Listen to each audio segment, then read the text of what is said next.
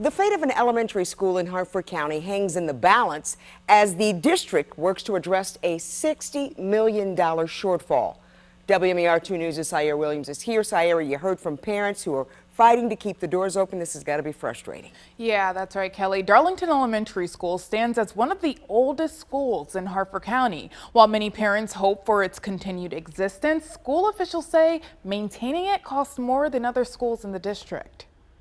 On Wednesday night, Harford County Public Schools system presented the budget for the current and previous years to parents and outlined the reasons behind a $60 million shortfall.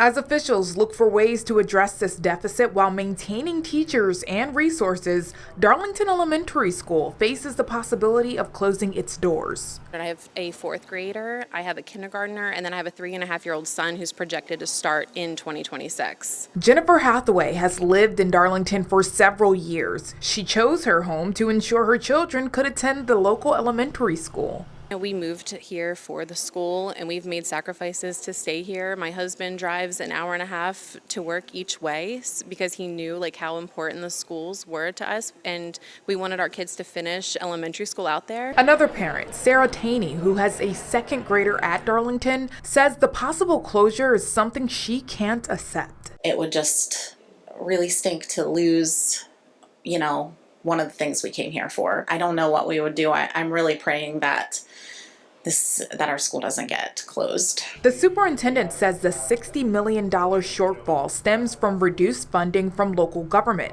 rising costs, and the need for more resources. The trouble is flat funding equals cuts, because as costs go up, if the money is the same, you have to reduce services, resources, what you're spending money on. Darlington Elementary has seen a drop in enrollment resulting in small classroom sizes, making the school more expensive to operate compared to larger ones. With a school that's under-enrolled, it's something we have to consider. And it may not mean closing, it may mean we need to do something else there to either make it a little more cost neutral. While closing the school could return only about $1 million to the district, this amount barely addresses the $60 million deficit. It'll probably be close to, but under $1 million. So again, we're looking for 60.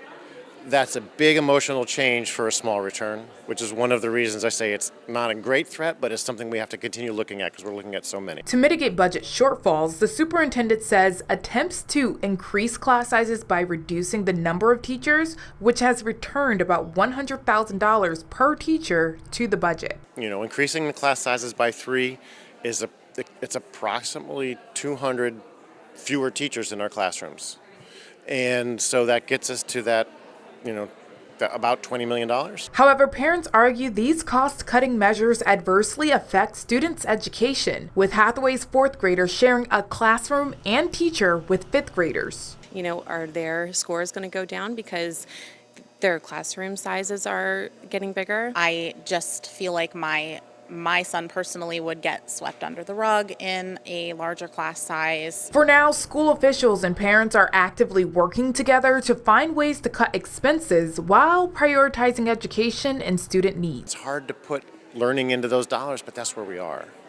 And again, not ideal, and that's the type of thing we have to think about in some of these smaller schools, but not something we've done here for a long time, and really, again, not something we want to do if we don't have to.